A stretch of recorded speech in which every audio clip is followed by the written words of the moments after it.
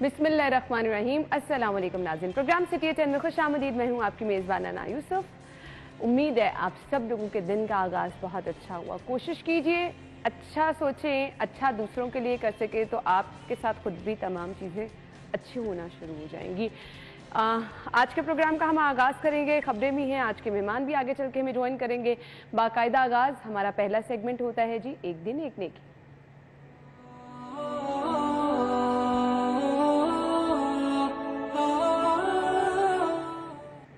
आज का पैगाम आप तक पहुंचाएंगे। बिस्मिल्लाहिर्रहमानिर्रहीम। आज के दौर में नौजवान नस्ल को एक बात का ज़रूर ख्याल रखना चाहिए। बेशक वो इल्म में, तालीम में, साइंस में, टेक्नोलॉजी में एक ऐसे ज़माने में रह रहे हैं कि जो उरूज पर है, कमाल पर है, लेकिन अक़दार और वैल्यूज़ को कभी भी खोया नहीं जा सकता। हमारी इन अक़दार और वैल्यूज़ में एक जो वैल्यू है, कद्र है, वो है वालिदैन की इज़्ज़त, वालिदैन का एहतराम। इस्लाम सिर्फ़ इस्लाम नहीं बल्कि दुनिया के सब मज़ाहिब में ये बात पसंदीदा है और अल्लाह सुब्हानहू व तआला ने इसका हुक्म दिया है और ये लाजिम ठहराया गया है कि औलाद को चाहिए कि अपने वालिदैन की इज़्ज़त करे। बल्कि जो बड़ा है उसकी इज़्ज़त होनी चाहिए और जो छोटा है उसके साथ शफ़क़त से पेश आना चाहिए। कुरान पाक ने अल्लाह सुब्हानहू व तआला की तौहीद और अल्लाह की इबादत उसको बयान करने के बाद फिर वालिदैन का ज़िक्र किया, वालिदैन के साथ एहसान की अल्लाह ताला ने तालीम दी। तो एहसान क्या है? वह बिलवालिदैन एहसाना। एहसान यही है कि वालिदैन के साथ नरमी का लहजा हो, मोहब्बत का लहजा हो, एहतराम का लहजा हो, फर्माबरदारी का अंदाज़ हो, कि वो बात कि जो शरीयत के ऐन मुताबिक है और दीन के मुताबिक है, तो फिर औलाद को चाहिए कि अपने वालिदैन की वो बात सुने। हाँ, अगर कोई बात ऐसी है कि जो दीन के ख़िलाफ़ है तो फिर बेशक उसका इनकार कर दे, इसलिए कि अल्लाह और उसके रसूल की जो इताअत और फर्माबरदारी है वो हर सूरत में एक मुसलमान पर लाजिम और ज़रूरी है। लेकिन ज़िंदगी के मामलात में, ख़ानदानी मामलात में, माशरती मामलात में अगर वालिदैन कोई अच्छी नसीहत करते हैं औलाद को और सीधा रास्ता बताते हैं और अपना तजुर्बा शेयर करते हैं और औलाद को बताते हैं कि हमारा ये तजुर्बा है इस मामले में कि हमने ऐसा किया तो नतीजा अच्छा निकला, हमने ऐसा किया तो इसका नतीजा अच्छा नहीं निकला। अगर औलाद को ये सब कुछ बताते हैं तो फिर औलाद को चाहिए कि अपने वालिदैन की नसीहत पर कान धरे और सुने अपने वालिदैन की बात को, इसलिए कि वालिदैन की बात को सुनना और समझना और फिर इस जज्बे के साथ बात को मानना कि चूँकि मेरे वालिदैन कह रहे हैं तो ये बहुत अहम होता है और इसके हमेशा फ़वाइद और समरात ही औलाद को नसीब होते हैं। मैं कहती हूँ अगर आज का पैगाम आप अपनी ज़िंदगी पर इस चीज़ को लाज़िम मलज़ूम कर लें कि आपने वालिदैन की बात सुननी है, माननी है, वालिदैन की इज़्ज़त करनी है, तो आपको ज़िंदगी में कभी भी नाकामी का सामना नहीं करना पड़ेगा। कामयाब ज़िंदगी का ये राज है। आज की ये बात अपने पल्ले के साथ बांध लें और फिर आप देखेंगे कामयाबी कैसे आपके कदम चूमती है। आज की खबरों की तरफ बढ़ते हैं जी। आज की पहली खबर क्या है जी? पंजाब हुकूमत को 46 अरब का कर्जा ना मिल सका, सस्ते घरों की फरहमी का मंसूबा ठप।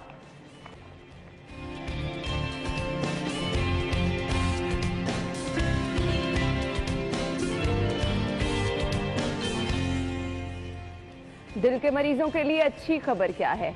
आज के शो में शामिल करेंगे।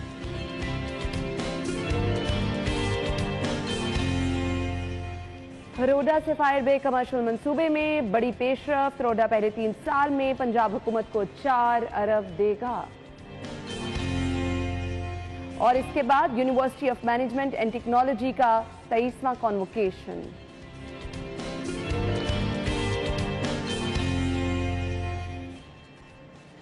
अच्छा जी, ये हैं आज की खबरें और ऑलमोस्ट फाइनली कुछ अच्छी खबरें चुन चुन के आयशा रखने में आज कामयाब हो गई हैं। तो कोशिश करेंगे ये खबरें अच्छी रहे, लेकिन अभी मुझे अफसोस हो रहा था बहुत ज़्यादा देख के कि डेंगू केसेस बहुत ज़्यादा बढ़े हैं और अभी हम शो के पहले भी यही बात कर रहे थे। एहतियात आप सब लोगों ने करनी है। हम खबरों की तरफ बढ़ेंगे। हमारे साथ हमारे सीनियर रिपोर्टर्स मौजूद हैं।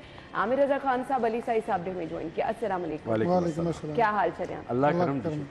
मतलब आयशा, आप क्यों चाहती हैं कि हम सिर्फ काम काम और काम करें? मुसलसल मुझे कह रही है कोई बातें ना करने लग जाना, खबरों की तरफ आ जाओ। मेरी बातें भी जरूरी हैं, खुशगवार माहौल में आपको काम का भी आगाज करना चाहिए, काम अच्छा होता है। गलत कह रही हूँ आमिर भाई? ये बहुत अच्छा है, और इसके लिए तो अब जो रिसर्च है नई वाली, हाँ। वो तो कहते हैं कि आप कम काम की जो है उसको अगर लिमिटेशन उसकी कम करें और उसके साथ बाकी एक्टिविटीज को भी रखें तो काम अच्छा होता है। यानी अच्छा होता है। आप अगर म्यूजिक लगा लें अपने कंप्यूटर के साथ, जो लोग दफ्तरों में बैठने वाले हैं, हल्का सा म्यूजिक सुन लें, जो तिलावत कलाम पाक सुनते हैं वो कर लें, और जो फील्ड में रहने वाले हैं उनके लिए भी इंजॉयमेंट की बहुत सारे मौके होते हैं। ये लोग नहीं आसानी से काम वो उनको पता होता है कि उन्होंने कॉफी कहाँ से पीनी है और खाना कहाँ से खाना, और उनकी दोस्ती लेकिन आमिर भाई इस चीज को थोड़ा सा लिमिटेड रखें, क्योंकि आपको पता है यहाँ पर फिर कैमरों से आपको फुटेज आ जाती है कि बस बड़ा आराम हो गया, अब काम कर लें।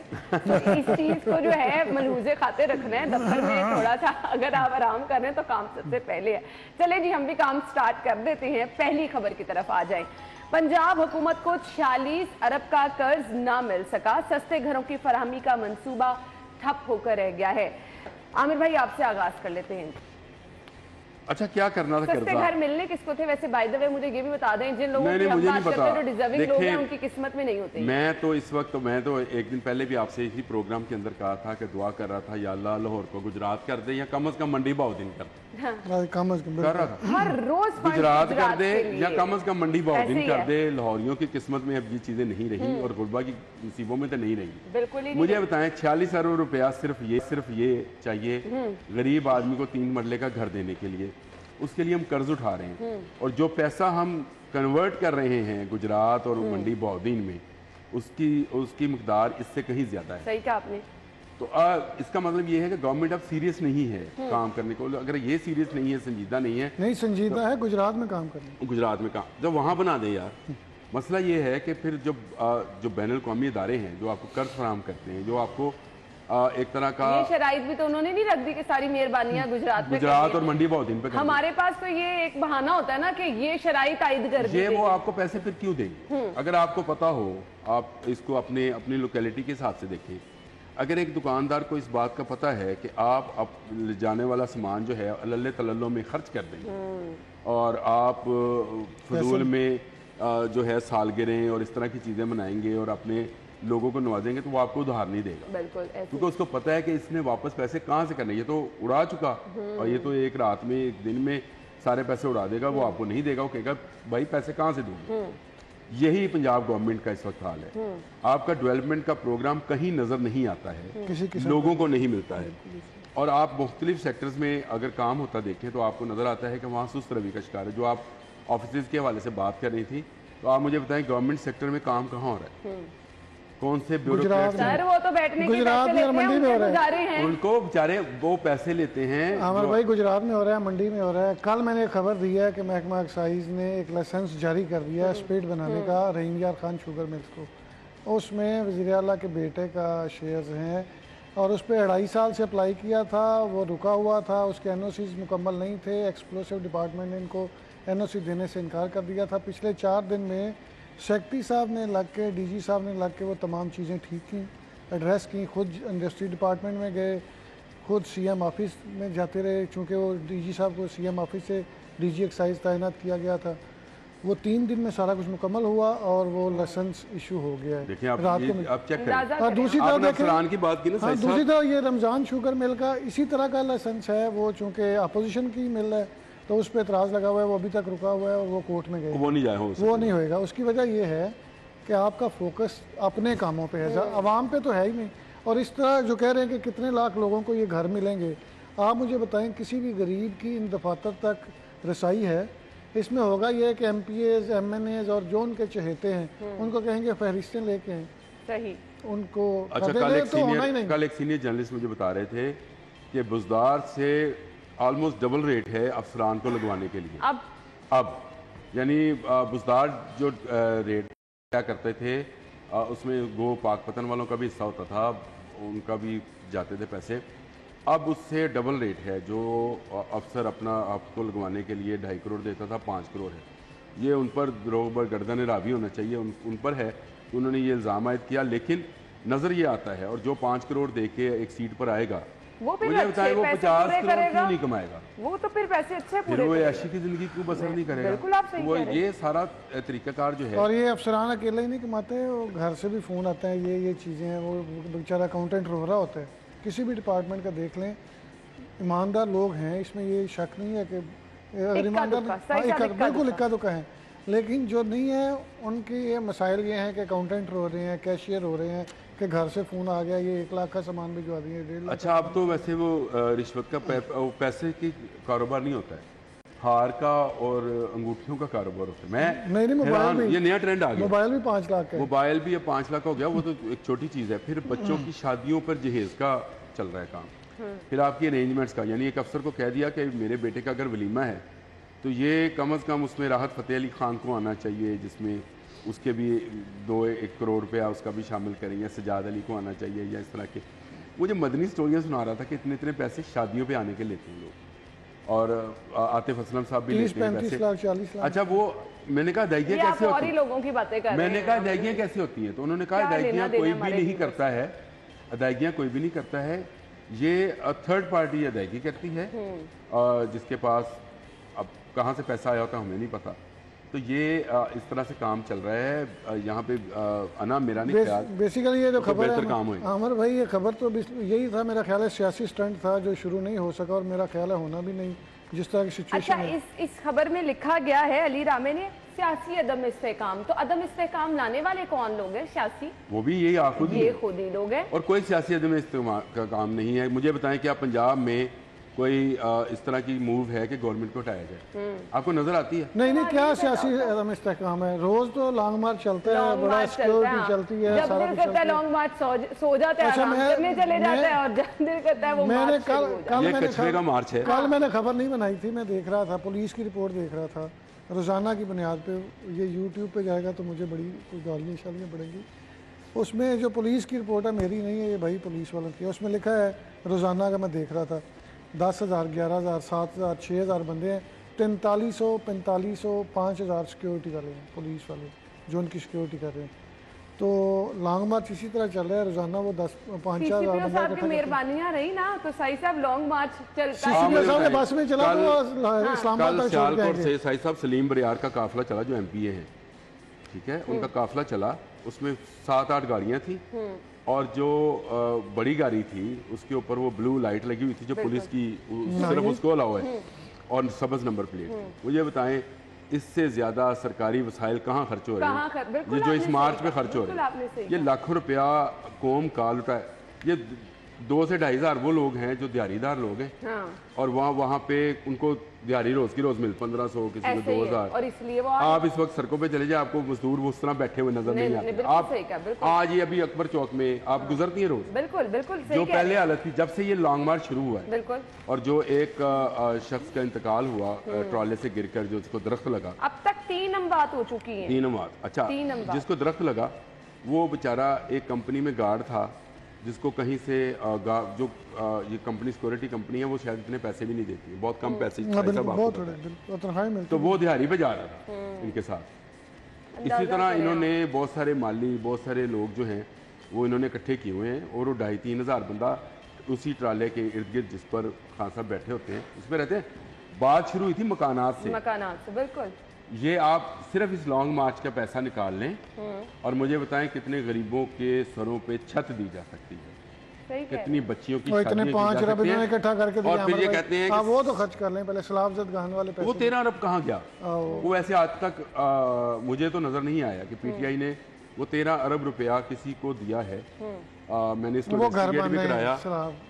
जदगान के घर नहीं, उसला अफजद खान कौन है? आमिर भाई, जुमान पार्क में रहते हैं, बनी गाला में रहते हैं, डिस्कस कर लेते हैं, ये हालात हैं जी। और फिर सियासी अदम इस्तेहकाम कहा जा रहा है जी, सस्ते घरों के लिए पैसे नहीं है। आपके लल्ले तो लल्लों के लिए पैसे हैं, आपके ये लॉन्ग मार्च के पैसे हैं। आपके इस लॉन्ग मार्च में जितने मर्जी आप सरकारी वसाइल का बेदरेज इस्तेमाल करें, आपके लिए सब कुछ है। नहीं कुछ है तो आवाम के लिए नहीं है। ब्रेक के बाद वापस आएंगे, हमारे साथ ही रहिए।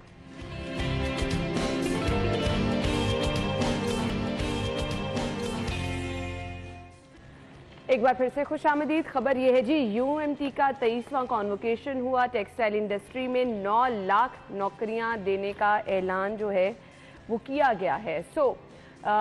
ये नौकरियां दी जाएंगी जो कि बहुत खुशाइंद है, क्योंकि हमारे नौजवान तालीम हासिल करके दर-बदर फिर रहे हैं, लेकिन नौकरी की तलाश में वादे भी किए गए थे एक दौर में कि इतनी नौकरियां दी जाएंगी, लेकिन ये वादा वफा हो जाएगा। जी आमिर भाई। ये इसलिए वफा हो जाएगा कि ये वादा किसी हुकूमत का नहीं है। ये वफा होने के लिए, इसके लिए यही गोहर एजाज का नाम ही काफ़ी है। मैं ये समझता हूँ कि वो एक मसीहा की तरह उन्होंने ये टेक्सटाइल इंडस्ट्री को अभी तक संभाला हुआ है, क्योंकि वो एप्टमा के ग्रुप चेयरमैन भी हैं और उसके सरबरा भी हैं। उन्होंने टेक्सटाइल इंडस्ट्री को पाकिस्तान के नंबर 1 एक्सपोर्टर बनाने में काम किया और इतना इसमें गुंजाइश है अना, लेकिन हमारे नौजवानों को पता नहीं, या नौजवानों को या उनके वालिदैन को ये पता नहीं है। वो बच्चों को पता किस तरफ लगाते हैं, डॉक्टर बन जाएं, इंजीनियर बन जाएं, CSS कर जाएं, पुलिस सेक्टर में चले जाएं। ऐसी जॉब्स हैं जो कि आप जिनको समझते हैं कि 9 to 5 जॉब्स हैं, और उनमें पूरा आपको प्रोटोकॉल वही यूरोपियन स्टैंडर्ड्स का मिलता है, क्योंकि आपने एक्सपोर्ट करना है तो जो जो इम्पोर्टर्स हैं कंट्रीज, वो आपको लॉज बना के देते हैं। मैं जब मैं रिपोर्टिंग किया करता था तो मेरा अक्सर जाना होता था सियालकोट, स्पोर्ट्स की इंडस्ट्री है जी वहाँ, सब्लाइम है, सागा है, तो वहाँ पे जो प्रोटोकॉल्स थे मुलाजमीन के लिए वो वही थे, यानी उनको हाइजीनिक खाना मिलता था, उनके लिए ट्रांसपोर्ट जो थी वो एयर कंडीशन, ये सियालकोट साहब तो सियालकोट ना साथ बैठा हुआ है, वो इनसे बहुत बेहतर हैं जो हमारे सरकारी जितने भी ऑफिस, सरकारी क्या प्राइवेट पे भी आप उनकी जाके स्टैंडर्ड्स देख लें, उनकी तनख्वाहें देख लें, उनकी जॉब सिक्योरिटी देख लें, उनकी इंश्योरेंस देख लें। तो ये जो प्राइवेट सेक्टर काम करता है वो यहाँ पर, मैं इसको इसलिए बदनसीबी कह रहा हूँ कि बदनसीबी है कि हमारी हुकूमत वो काम नहीं करती। हमारे भाई नेक नीति से कोई भी काम करना चाहे तो कर सकती है। ये 9 लाख बच्चे जब जॉब्स में लगेंगे, मुझे बताएं गोहर एजाज को कितना स्वाद मिलेगा।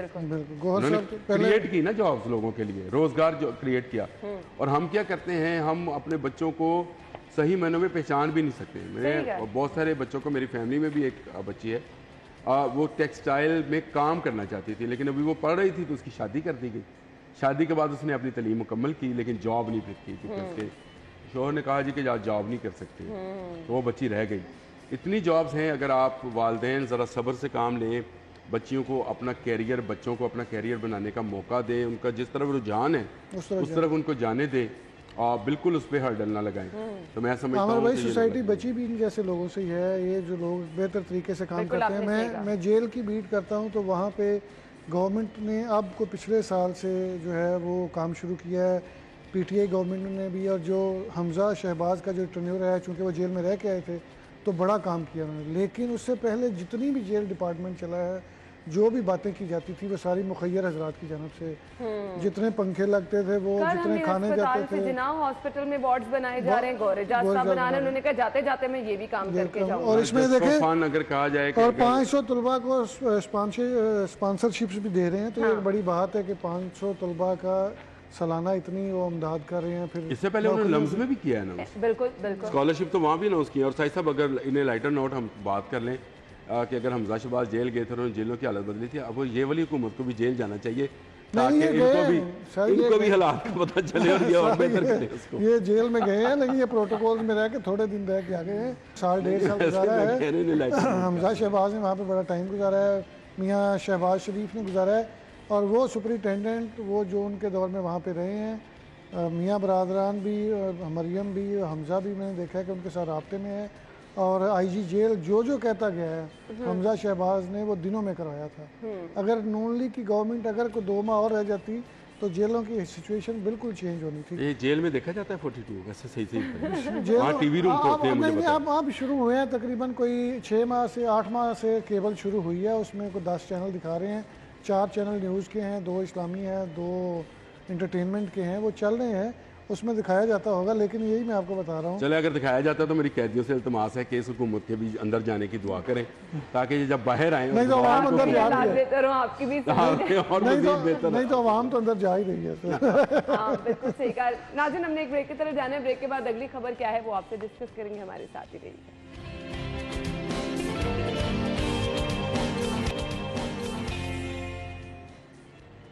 Welcome back. खबर अब जी है जी, दिल के मरीजों के लिए अपग्रेडेशन का फैसला किया गया है। पंजाब इंस्टीट्यूट ऑफ कार्डियोलॉजी की अपग्रेडेशन का फैसला किया गया है। 2 नए ऑपरेशन थिएटर बनेंगे। हुकूमत से 30 करोड़ रुपए तलब किए गए हैं। इसकी कितनी ज़रूरत है? इंतहाई अशद ज़रूरत है। PIC के जो हालात हैं मैंने नहीं कभी भी देखा, कुछ वहाँ पर बेहतरी हुई, फिर अगेन मुखैर हजरात फ्रेंड्स ऑफ PIC जिनकी मदद से कुछ हालात बेहतर किए गए, लेकिन यहाँ पे रश संभाला नहीं जाता। साई साहब क्या कहेंगे? ना मैं पंजाब कार्डियोलॉजी जाता रहा हूँ। मैं वाला साहब भी बीमार थे, वैसे भी आपके कोई ना कोई आजकल इतना ये आम मर्ज है कि हर बंदा, वो जगह अब कम पड़ रही है, मरीज बहुत ज़्यादा हैं। आप यकीन माने मरीजों को व्हील चेयर पर एक बेड पे दो तीन मरीज हैं, और फिर आपको जो टाइम मिलता है ऑपरेशन के लिए, स्टंट डलने के लिए 6 माह का 2 साल का, तो उतनी देर में वो मरीज बेचारा चाहे दुनिया से, और उसमें इनका भी कोई कसूर नहीं, चूँकि वहाँ पे इस तरह है ना, नहीं वहाँ पे रोजाना कसूर है। फिर मुझे ये बता दें, डॉक्टर्स का कोई कसूर नहीं। हाँ, डॉक्टर्स ने तो आपको क्यों में लगाना है ना कि रोजाना एक बंदा जो है उसकी एक लिमिट है ना। आप यहाँ पे बैठी हैं तो आप 2 प्रोग्राम तो कर सकें। अगर सिफारिशें लेके जाएं तो फिर डॉक्टर्स से काम हो जाता है। तो वो डॉक्टर्स को फिर मजबूरी है ना, उसने नौकरी भी तो करनी है। ये भी तो देखें वहाँ पे अब अगर 2 नए बन रहे हैं थिएटर्स, ऑपरेशन थिएटर्स, तो हो सकता है उसमें बेहतरी आ जाए। जो लोगों को 6 माह का टाइम मिल रहा है वो 3 माह पे आ जाएगा। और इस तरह आपको ज़रूरत देख के उस तरह चीज़ें बनानी चाहिए। आपको ये देखना चाहिए कि कितने लोग आपको रोज़ाना यहाँ पे हिट कर रहे हैं, उसके मुताबिक आपको सहूलियात फराहम करनी चाहिए। और ये बुनियादी चीज़ है, आजकल तो हर दूसरा बंदा दिल के आर्जे में मुबतला है। तो PIC अब बहुत छोटा पड़ रहा है। गवर्नमेंट को चाहिए कि कोई और इस तरह का एक बड़ा मनसूबा शुरू करे, ताकि लोगों की जो मजबूरियाँ हैं, मौजूदा जो गवर्नमेंट, आप क्या पूरे का पूरा अल्लाह रहम करे, आजकल जो हालात है ना, PIC के तर्ज का एक पूरा हॉस्पिटल भी बन जाए ना, फिर भी आप ये लोड संभाल नहीं सकते। जिस तरह से हम देख रहे हैं कि हर दूसरा बंदा जो है वो हार्ट पेशेंट है। मैं तो भाई इंजॉय कर रहा हूँ, मैं आप दोनों की गुफ्तगू मैं इतना इंजॉय कर रहा हूँ, आप सोच नहीं सकती कि दिल ही दिल में मैं सोच रहा था कि दोनों इस बात पे कर रहे हैं कि ये बड़ी ज़रूरत है, अहम है, ये मंसूबा बहुत अच्छा है, गुजरात में बनेगा। और भाई ये पैसे गवर्नमेंट देगी तो मंसूबा बनेगा। आप उसको पढ़ें तो सही, तो ये तो मंसूबा हॉस्पिटल वालों का है कि हम बनाना चाहते हैं 2 ऑपरेशन थिएटर। तो गवर्नमेंट क्यों नहीं देगी आमिर भाई? अच्छा, लोग मरते चले जाए, 30 करोड़ रुपए देना कौन सी गवर्नमेंट की यही भाई? CM साहब अपने दफ्तर को रिन्यू कर रहे हैं। वजीराबाद में PIC बनना था, बन गया। वहाँ पे जाते रहते हैं। कौन? परवेज लाई साहब वहाँ पे बड़े दौरे करते हैं। यही बात है। अगर आप जो हमारे छोटे शहर हैं निस्बतन लाहौर से, अगर लेट्स से अब फैसलाबाद में एक बना दें तो आप कह रहे हैं लोड कम हो जाएगा। लोड कम हो जाएगा। देखिए डॉक्टर्स पे भी लोड कम हो जाएगा। मेरी सलमान रफीक साहब से एक दफ़ा इस मौजू पर बात हुई थी, वो बहुत इस पर काम करना चाहते थे, लेकिन उन्होंने एक बात कही, उन्होंने कहा आमिर भाई हम क्या करें कि डॉक्टर्स जाना नहीं चाहते, रिमोट एरियाज में नहीं जाना चाहिए। ये रिमोट एरिया से आते हैं, सही कह रहे हैं, यहाँ पर आकर गवर्नमेंट पर बोझ बनकर तालीम हासिल करते हैं, बाकी अपनी प्रैक्टिसेस करते हैं, जब कर लेते हैं तो फिर कहते हैं हम लाहौर से नहीं जाएंगे, हम नहीं यहाँ से जाएंगे। ऐसे ही है। इसके लिए बाकायदा कोई कानून साजी होनी चाहिए कि जो जहाँ से जिसका तल्लक है वो वापस जाके वहाँ 10 साल के लिए सर्व करेगा। बिल्कुल सही कहा। वो सियालकोट में सर्व करेगा, फैसलाबाद में। अब फैसलाबाद तीसरा बड़ा शहर है, मुझे बताओ वहाँ ज़रूरत नहीं है, क्यों करेगा? इसी तरह पिंडी है, या पिंडी से इर्द गिर्द जो छोटे शहर आते हैं वहाँ पर अगर चले, आप इसको हॉस्पिटल ना बना के दें, मैं इसको कहता हूँ एक ट्रॉमा सेंटर बना दें हार्ट का, जहाँ पे फौरी तौर पे मरीज को पहुँचाया जाए और उसको रेस्क्यू करने की कोशिश की जाए। तो वो जो रश करते हैं कि इन्हें नहीं बचना, इन्हें लाहौर ले जाओ, वो वाला मामला खत्म हो जाएगा। जहाँ पर आपको एक्सीडेंट का फौरी तौर पे रिलीफ मिले, जहाँ पे आपको हेलीकॉप्टर अवेलेबल होए, ये ज्यादा बड़ा खर्चा नहीं है। आप हमारी बातों पे हंस रहे थे, आप मौका खुद ही दे दिए कि हम हंस रहे। बराबर हो गया। खुल के हंसे। मैं तो आपको कहता हूँ कि ये हल है, मैं तो आपको ये कह नहीं रहा कि पैसे मंजूर हो गए मंसूबा बन जाएगा। हमारे भाई एम्बुलेंस मिलती नहीं बनेगा। ऑपरेशन थिएटर बन रहे आते हैं, अस्पताल बना दिए, अस्पताल बनाने का हेलीकॉप्टर पे आ गए। तरीका यही है। हमारे भाई एम्बुलेंस मिलती नहीं है।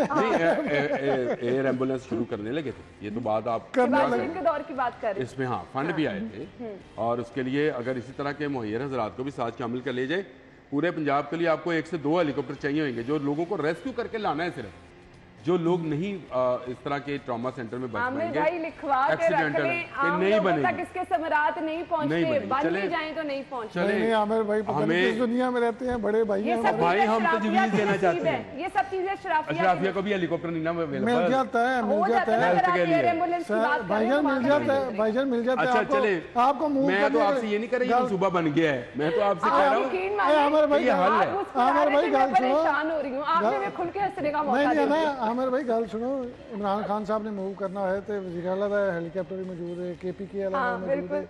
ऐसे ना करें, ये गरीबों के मसाइल हैं, गरीबों को एम्बुलेंस भी नहीं मिलती, आप तो कह रहे हैं वहाँ पे हेलीकॉप्टर खड़ा कर दिया। अच्छा मैं वैसे हाल बता रहा था, अगर गवर्नमेंट सीरियस हो, संजीदा हो तो ये मामला चल सकता है। शहबाज शरीफ के दौर में ये मामला चला था, ट्रॉमा सेंटर बनाने का भी मामला चला था और हेलीकॉप्टर सर्विस देने का भी मामला चला था। साई साहब, ये अगर गवर्नमेंट संजीदा है और अपने लल्ले तल्लों पे पैसा ना खर्च करें तो ये गरीब आदमी पे लगाया जा सकता है। इस पर अब आप खुल के हंसना चाहते हैं तो जरूर हंसे। वो हमने हंस लिया, हम ऑपरेशन थिएटर में खुश हो रहे थे, आमिर भाई ने बहुत ही आगे साथ हेलीकॉप्टर भी ले आए ना, शुक्र है। लेकिन चलिए जी, आपको संजीदा बात भी कर लेते हैं, ये बाकी तजवीज़ अच्छा, जो ये है वो बहुत संजीदा अच्छी नहीं थी, थी। लेकिन ये होने नहीं वाला आमिर भाई। अच्छा नहीं होना चाहिए, होना चाहिए, नियतें हो सकती है। सही साहब, ये भी बात आप ज़हन में रखें। आप दें गवर्नमेंट शहबाज शरीफ को, आप देखें होती है कि नहीं होती।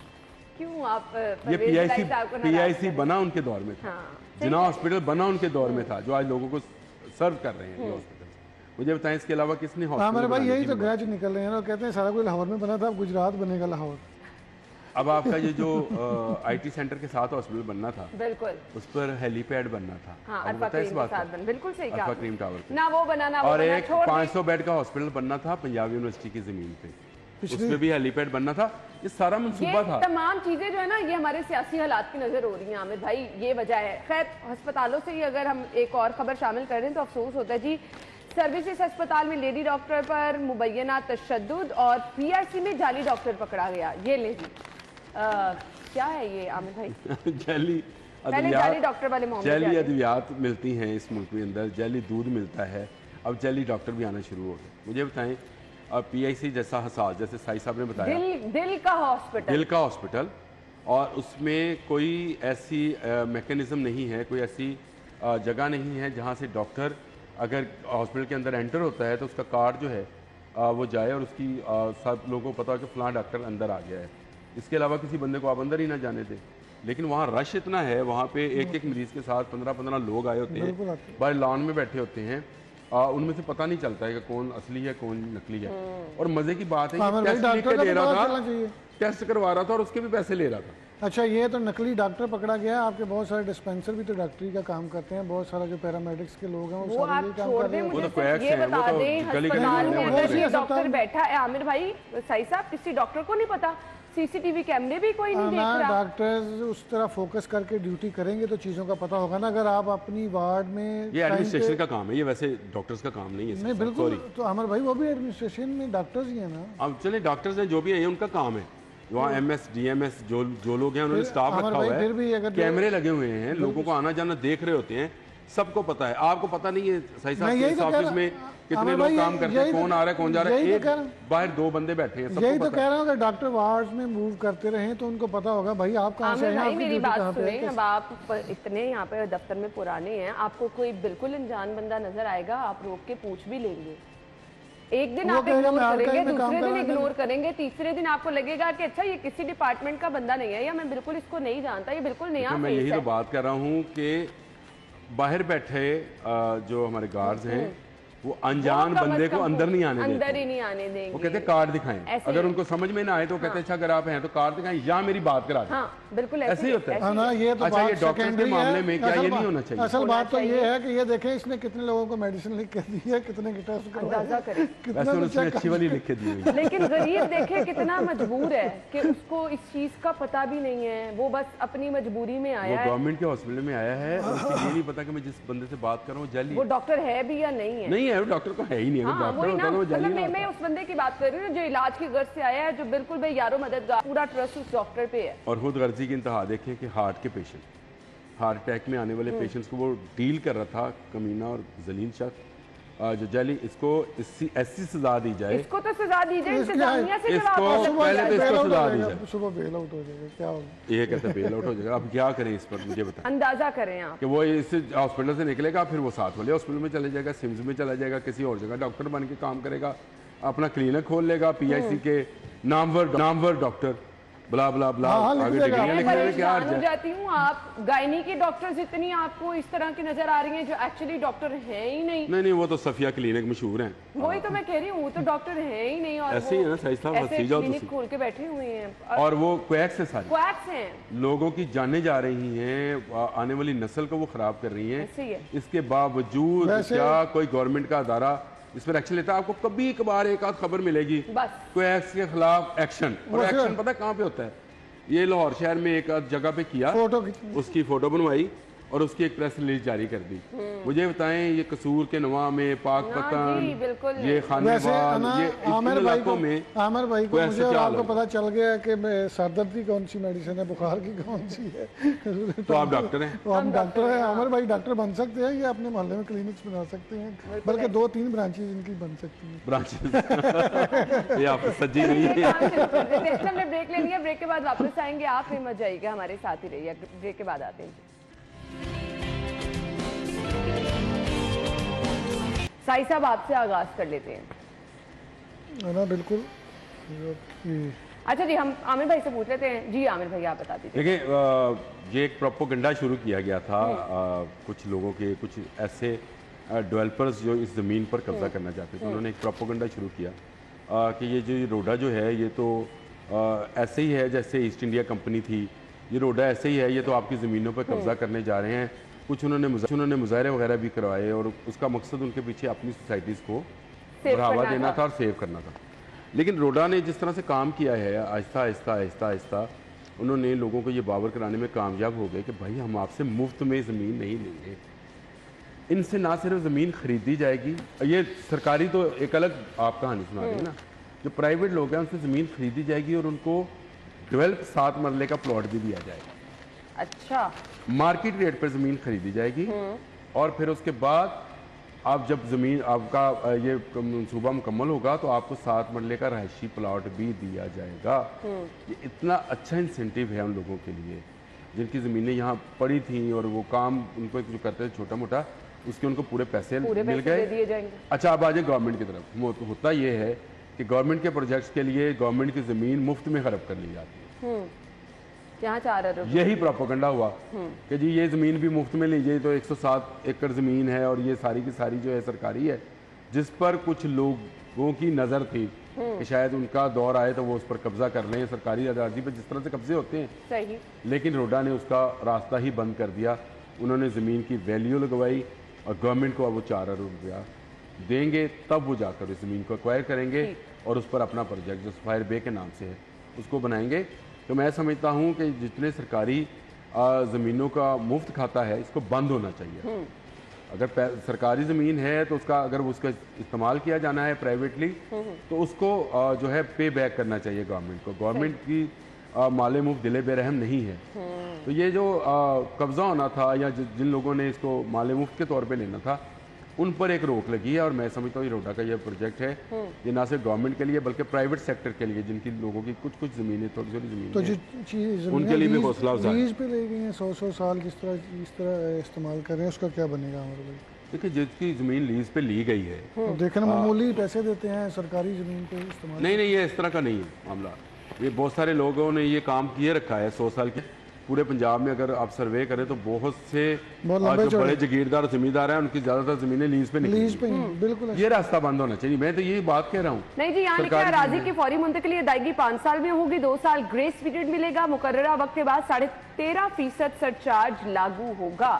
सो ओवरऑल तो हमें ये देखने में अच्छा लग रहा है जी। मेरे पास नहीं 4 अरब रुपया, फिर उस पर अगर आप सरचार्ज भी देंगे 13.5 अरब रुपया, तो इसका मतलब 13.5%, तो इसका मतलब है कि ये इन अरबों में और इजाफा हो। बिल्कुल, आपने सही कहा। मेरे वक्त में थैंक यू सो मच। नाज़रीन, हमने जाना एक ब्रेक की तरफ, हेडलाइंस होंगी, फिर वापस आएंगे शो में।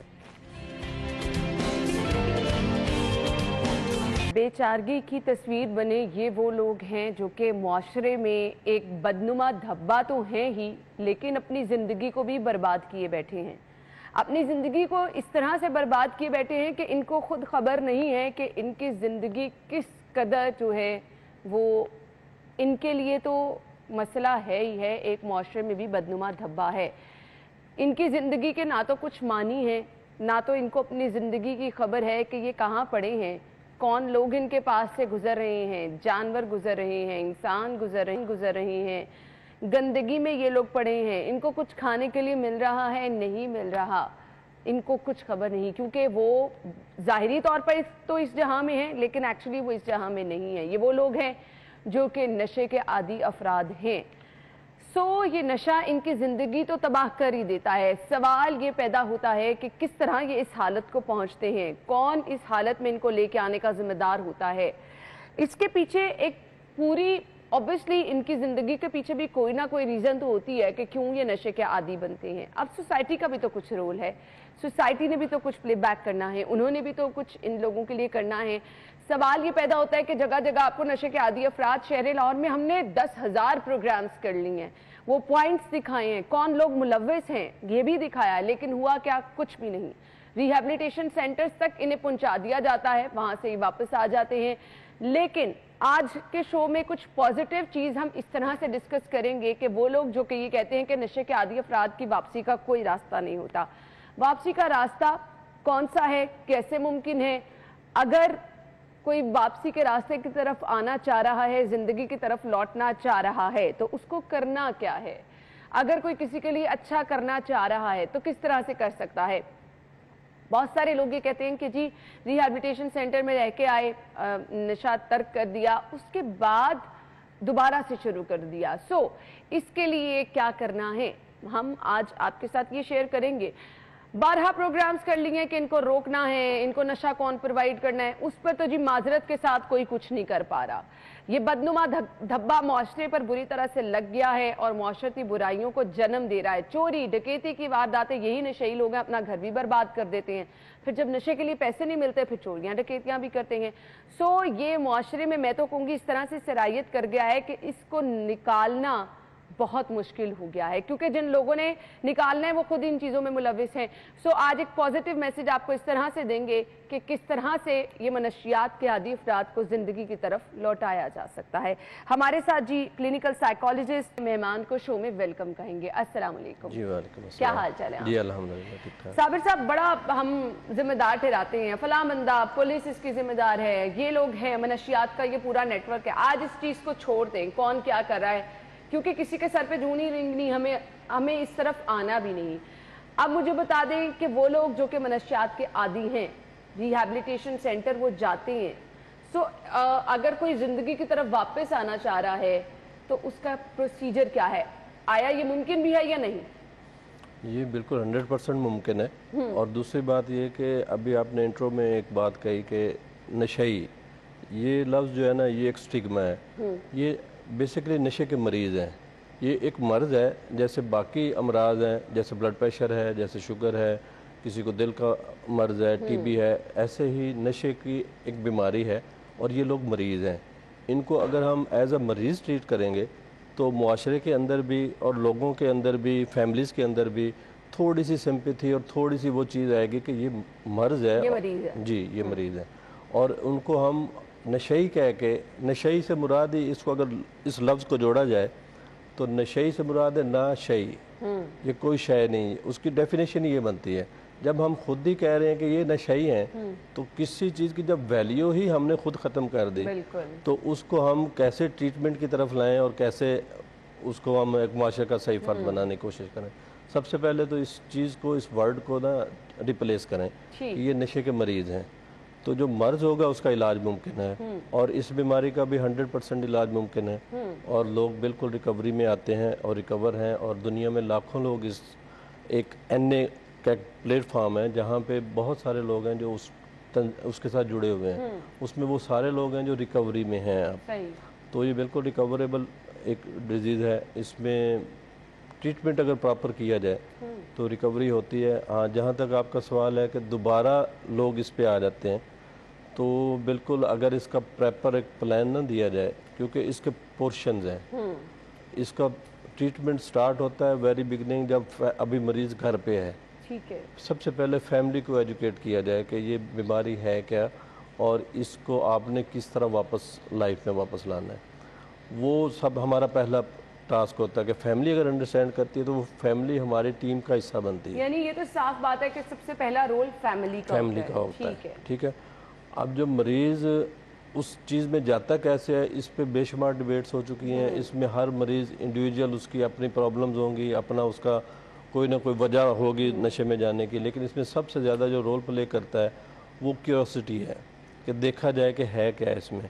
और जो नौजवान नस्ल है स्पेशली, जब वो अपने पीयर ग्रुप्स में बैठते हैं, पीयर प्रेशर उन पे होता है, स्टडी का प्रेशर है, जॉब नहीं मिल रही, कोई भी ऐसी वजह है, वहाँ पे लोगों के साथ मिलकर जब बैठते हैं और उनका एक सर्कल ऐसा बनता है जहाँ पे कोई भी ड्रग लेने वाला बंदा मौजूद हो, तो वो वहाँ से उसको एक तरगीब मिलती है, उसको एक इंसेंटिव मिलता है कि ये लो, रिलैक्स हो जाओगे, टेंशन फ्री हो जाओगे, या तुम ज़्यादा काम कर सकोगे।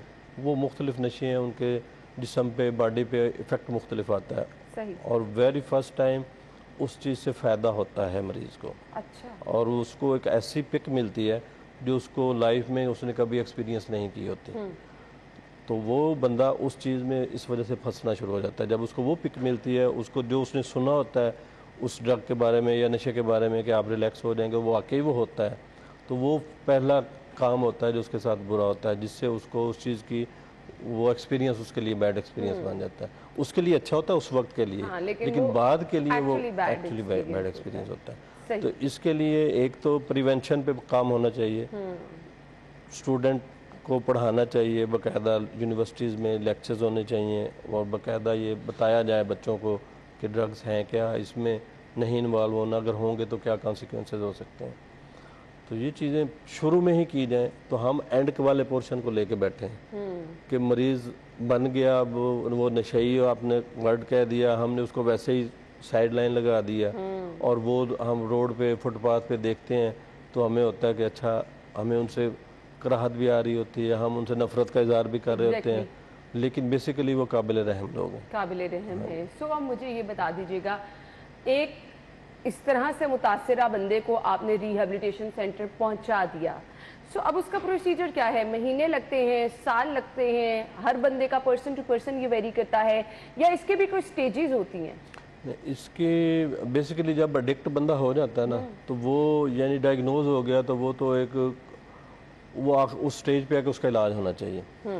उसमें मुख्तलिफ स्कूल ऑफ थाट्स जो है ना, इसका मुख्तलिफ बताते हैं, लेकिन जो अभी तक ज़्यादातर जिससे कामयाबी मिली है वो 3 मंथ का एक प्लान हम लोग देते हैं, जिसमें मरीज़ सबसे पहले डिटॉक्स हो, डिटॉक्स होने के बाद उसकी सबसे पहला तो है कि वो डायग्नोज हो कि हो उसको है क्या।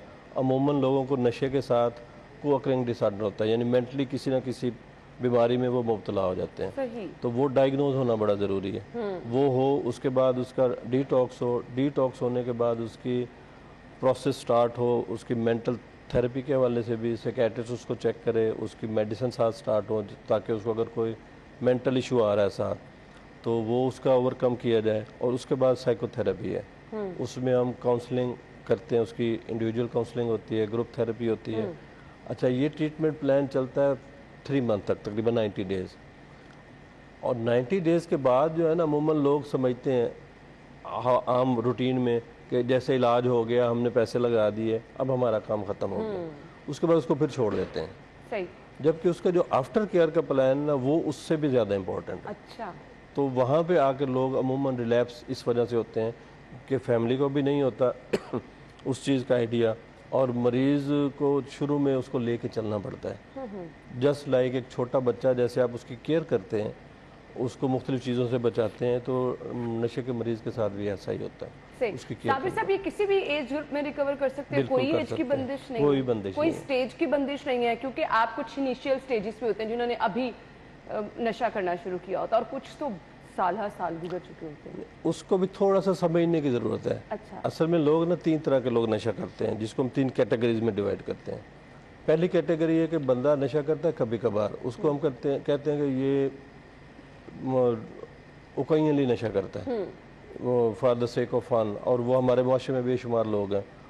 उसके बाद कुछ लोग होते हैं जो उसके आदी हो जाते हैं, उनकी हैबिट डेवलप हो जाती है, वो डेली नशा करते हैं, लेकिन उनके पास एक मखसूस जगह, एक मखसूस मकदार और एक टाइम में बैठ के उन्होंने नशा करना होता है। हमारे इर्द गिर्द बेशुमार ऐसी अच्छी अच्छी पोस्टों पे लोग हैं जो ये काम करते हैं, लेकिन हमें नहीं पता होता, क्योंकि वो सुबह आते हैं, अपना काम बड़े अच्छे तरीके से करते हैं और शाम को बैठ के कहीं ना कहीं वो कुछ ऐसा करते हैं, उनको हम कहते हैं कि ये हैबिचुअल हैं, आदी हैं।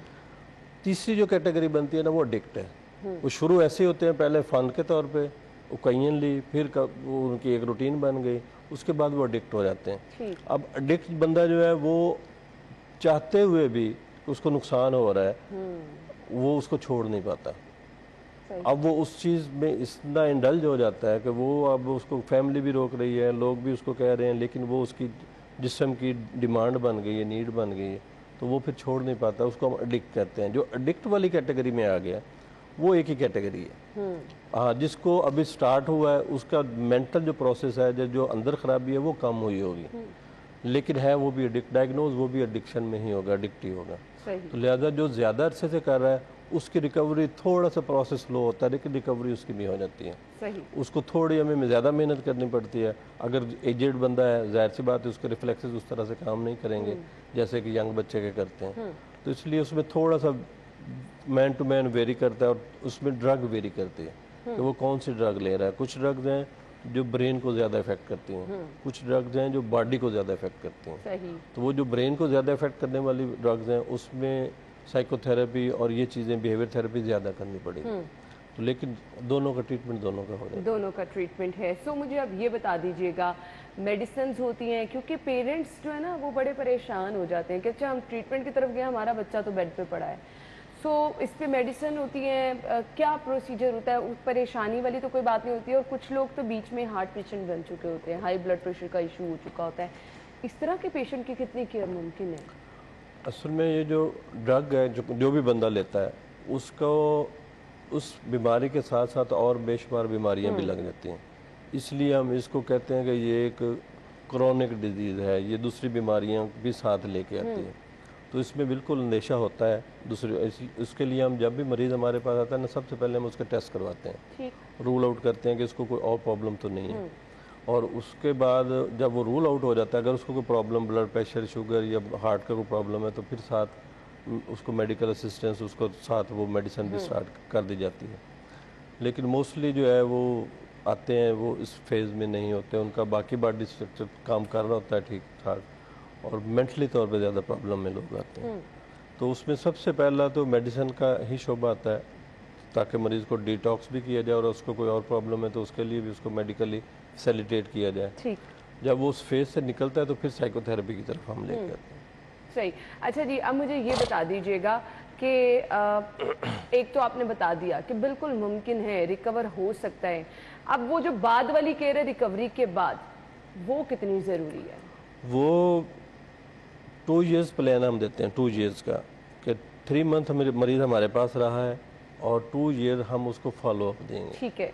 वो जो फॉलो अप प्लान है वो बड़ा ही इम्पोर्टेंट है कि अगर वो आफ्टर केयर नहीं होगी तो ऐसा ऐसा फिर वो जो लोग चांसेस उस तरफ जाने के, और उसमें सबसे ज़्यादा रोल प्ले करते हैं उसकी सोसाइटी, जिन लोगों के साथ वो बैठ के ये काम कर रहा होता है। जब तक वो अपने उन दोस्तों को, उनको वो वैसे तो वो दोस्त कहता है, मैं तो उनको कहता हूँ वो उसके दुश्मन है सबसे बड़ा, ठीक है, उनको नहीं छोड़ेगा, अपने उस रूटीन लाइफ में चेंज नहीं लाएगा, तो सिर्फ नशे से दूर हो जाना काफ़ी नहीं है, काफ़ी नहीं है। सो एक तो बात बिल्कुल वाज़ेह आज हमने कर दी कि वापसी मुमकिन है। कहाँ से मुमकिन है, उसका तरीक़ेकार क्या है, वो भी आपके साथ शेयर कर दिया। वापस आने का रास्ता भी है, उसके बाद आपके लिए केयर भी बहुत ज़्यादा ज़रूरी है।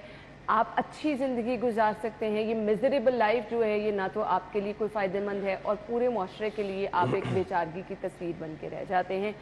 अपनी ज़िंदगी के खुद जामिन बने, अपनी ज़िंदगी को खुद इंजॉय करें और सीधे रास्ते पर, सीधी डगर पे चलें, तो इंशाल्लाह आप खुद देखेंगे सब कुछ आपकी ज़िंदगी में अच्छा होना शुरू हो जाएगा। नाउमीदी वैसे भी कहा जाता है कुफ्र है। थैंक यू सो मच, बहुत बहुत शुक्रिया। नाज़रीन, हम चलेंगे एक ब्रेक की तरफ, ब्रेक के बाद ज्वाइन करेंगे, हमारे साथ ही रहिएगा। जो ख़वातीन को कहा जाता था ना सिन्फ़े नाजुक, वो बिल्कुल एक पुरानी और बहुत ही पुरानी टर्म हो चुकी है, क्योंकि जब ख़वातीन जिनको आप सिन्फ़े नाजुक कहते थे वो आपको कभी पहाड़ों की बुलंदियों पर नज़र आती हैं, कभी डॉक्टर बने, कभी इंजीनियर बने नजर आती हैं, तो फिर मर्दों के शाना बशाना, बल्कि वो काम जो कि मर्द हजरात नहीं कर पा रहे हमें ख़वातीन करती नजर आ रही हैं, तो बहुत ही प्राउड फील होता है। सो फिर हम क्या करते हैं कि इनसे आपकी मुलाकात कराते हैं ताकि आप लोगों के लिए भी मोटिवेशन ये ख़वातीन बन सकें, और आप भी, क्योंकि अल्लाह ताला ने हर किसी में कोई ना कोई सलाहियत रखी है, आप भी अपने अंदर छुपी सलाहियतों को ढूंढें और कुछ करें और अपना और अपने मुल्क का नाम रोशन करें। हमारी आज की मेहमान समर खान हैं, कोहपेमा हैं, जिन्होंने माशाल्लाह से एडवेंचर एथलीट बनकर दिखाया। 5610 मीटर की कवाई चोटी को कामयाबी से सर किया।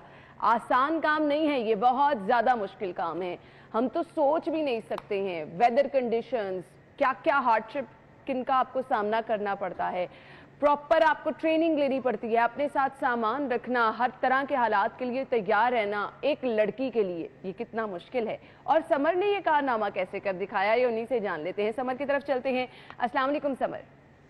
जी अस्सलाम वालेकुम। बहुत बहुत सबसे पहले तो आपको मुबारक हो। मुझे बताइएगा, ये तो सोचना भी बहुत मुश्किल नजर आ रहा है, आपने माशाल्लाह से ये कर दिखाया, कैसे? बहुत शुक्रिया। एडवेंचर स्पोर्ट्स से मेरा 5-6 साल से ताल्लुक़ है, और इस बार हम back country snowboarding specially launch करना चाह रहे थे पाकिस्तान में। तो मैं और मेरे साथ जो टीम थी शमशाल से, हमने उसको प्रॉपर प्लान किया, स्टडी किया कि हम एक पीक समिट करेंगे या ओपन माउंटेन से स्कीइंग और स्नोबोर्डिंग करेंगे। तो तकरीबन ये 8 से 10 दिन का एक्सपेडिशन था, और शमशाल से हम चले। पहले हमने कैंप जो हमारा पहला था जर्द कुर्बिन, वहाँ पे पहुँचे, फिर उसके बाद रिशपोदिन, फिर हमारा हाई कैंप था जोशी पास के पास, और उससे आगे एक पीक थी जो बिल्कुल न्यू थी, जिसका कोई रास्ता बना हुआ नहीं था। हमने खुद उसका रास्ता बनाया, उसको समिट किया, और वहाँ से मैंने स्नोबोर्डिंग अटेम्प्ट किया बैक कंट्री, और हमारे साथ एक और एथलीट थे शमशाल से, आजम बेग, उन्होंने स्कीइंग अटेम्प्ट की। सही। तो समर मुझे बताइएगा कि आपने सब कुछ पहले वर्किंग इस पे की कि वेदर कंडीशन क्या होंगी। आपने कहा एक जगह तो रास्ता ही नहीं था, वो रास्ता खुद बनाया। ये सब चीजें आपको इस सफर पर चढ़ के पता चली कि सब पहले से प्लानिंग भी की हुई थी? हमने सीजन के हिसाब से प्लान किया हुआ था, क्योंकि हमें माउंटेन पे फ्रेश स्नो चाहिए थी, पाउडर स्नो, जिस पे स्कीइंग और स्नोबोर्डिंग पॉसिबल होती है। हार्ड स्नो पे बहुत चैलेंजिंग हो जाता है। तो जैसे ही स्नोफॉल हुई, विंटर का स्टार्ट हुआ अपर हुंजा में, हमने अपनी डेट्स फाइनल की और हम वहाँ पे हम एक्सपेडिशन के लिए निकले। और जब हम ऊपर पहुँचे तो वेदर थ्रू आउट बहुत अच्छा मिला हमें पूरे रास्ते में। आखिर में थोड़ा बहुत था कि डार्क क्लाउड्स आ रहे जा रहे थे, स्नोफॉल का खतरा था, लेकिन अल्हम्दुलिल्लाह हमारा बिल्कुल एग्जैक्ट टाइम पे समिट हुआ। और जब हम ऊपर गए तो 2 से 3 फीट की फ्रेश स्नो हमें मिली, जिस पे हमने बहुत अच्छा back country snowboarding and skiing attempt किया। सो समर, कितने दिनों का आपका ये तमाम एडवेंचर था? रात के टाइम किस तरह कैंपिंग वगैरह की? मुझे तो बड़ा, ये आपके मनाजिर देख रही हूँ, बल्कि मैं आपकी हिम्मत को सलाम पेश करना चाहूँगी। बहुत शुक्रिया। एक्सपेडिशन चैलेंजिंग, शमशाल वैसी सख्त पहाड़ों की जगह है, वहाँ पे ज़्यादातर माउंटेनियर्स होते हैं, ट्रैकर्स होते हैं। तो हमने पर्पसली ये जगह इसलिए चूज़ की क्योंकि हम चाहते थे एक तो कोई नई जगह एक्सप्लोर हो, इसलिए हमने एक वर्जन पीक को समिट किया, जिसको फिर मैंने नेम भी दिया अपना, गर समर के नाम से। गर पश्तो में माउंटेन को बोलते हैं। और दूसरा ये कि हमारा जितने भी रात को कैंप्स थ्रू आउट एक्सपेडिशन में आपका माउंटेन्स पे कैंपिंग होती है, तो हम भी कैंपिंग पे ही सर्वाइव कर रहे थे। सबसे ज़्यादा जो टफ कैंपिंग थी वो आखिरी दिन थी, क्योंकि हम उस टाइम हमारे पास ज़मीन नहीं थी कैंप करने के लिए, तो हमें ग्लेशियर के ऊपर वो खुदाई करके बर्फ़ के ऊपर ही कैंप्स लगाने पड़े, और वो पूरी रात सख्त सर्दी में गुजरी हमारी। और वहीं पे हम अपने हाई एल्टीट्यूड सिलेंडर्स, खाना पीना, फ्यूल सब कुछ लेके गए हुए थे, स्लीपिंग बैग्स। हमारे पास तकरीबन हर बंदे के पास 15 से 20 केजी, और किसी के पास तो उससे भी ज़्यादा का वेट था जो हम लेके जा रहे थे। समर, कोई ऐसा मौका आया कि आप खुद भी खौफजदा हो गई कि पता नहीं अब आगे क्या होने वाला है? खाना पीना आपके पास इनफ था? बहुत मुश्किल होता है ये, इतना मुश्किल सफ़र, इस पे चीज़ें साथ कैरी करना। कोई ऐसा एक पॉइंट जहाँ पर आपको आके लगा हो कि आपका ये फैसला गलत था? 1-2 जगह ऐसी थी। खाना तो अल्हम्दुलिल्लाह हम एक्स्ट्रा भी लेके जाते हैं, क्योंकि वेदर का कोई भरोसा नहीं होता, आप फंस भी सकते हैं। लेकिन जो ज़्यादा मसला होता है वो नए रास्ते बना के आपको समिट पे लेके जाना और नए रास्तों से गुजरना, जो आखिरी बिल्कुल एज होता है। क्योंकि अक्सर रास्ता ऐसे था जहाँ पे पाँव रखने की भी जगह नहीं थी, बिल्कुल हार्ड खाई थी, और या तो हार्ड आइस थी कि आप बगैर क्रैम्पॉन्स के नहीं चल सकते, या जिस जगह पे हम पाँव रखते थे वो बिल्कुल ग्रेवल था, उससे पाँव निकल जाता था, या वो जो पत्थर थे वो पाँव के नीचे से निकल जाते थे। तो हमारे एक टीम मेंबर 2 दफ़ा गिरे बहुत बिल्कुल एज से खाई पे, और हमने फिर उनको रोका कि वो मजीद आगे ना चले। फिर हमने एंड में एक दूसरे को रोप अप किया, क्योंकि एंड वाला जो एजी रास्ता था वो बहुत ज़्यादा स्लिपरी था। और जब हमारे एक टीम मेंबर गिरे 1-2 दफ़ा, तो उसके बाद फिर हम नहीं चाह रहे थे कि हम मजीद रिस्क लें। और आखिरी पार्ट हमें थोड़ा इम्पॉसिबल लग रहा था कि पता नहीं हम कर भी पाएंगे कि नहीं, समिट तक टाइम से पहुंच जाएंगे कि नहीं, क्योंकि 2-3 बजे के बाद तो फिर सनसेट और एक्सट्रीम सर्दी शुरू हो जाती है।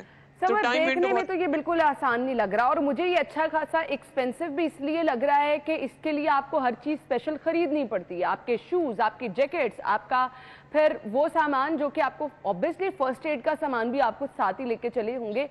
सो आपके एक बैग में क्या क्या वो चीज़ें होती हैं जो सिर्फ आपकी हिफाजत के लिए होती हैं?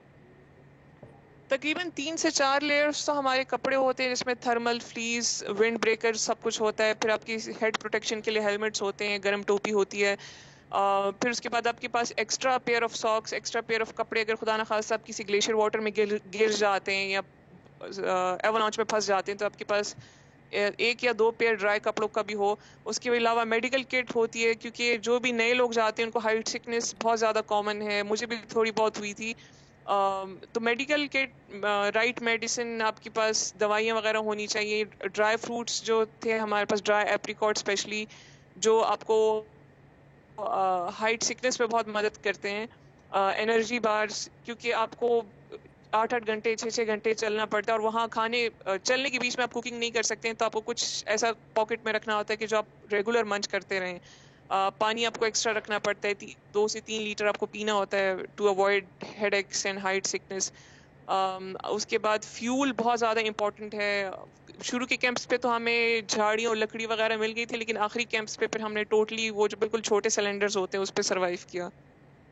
समर, अब मुझे बताएं आपका आगे का प्लान क्या है? माशाल्लाह से इतनी बड़ी कामयाबी आपने हासिल की है, अब क्या करना चाह रही हैं आगे?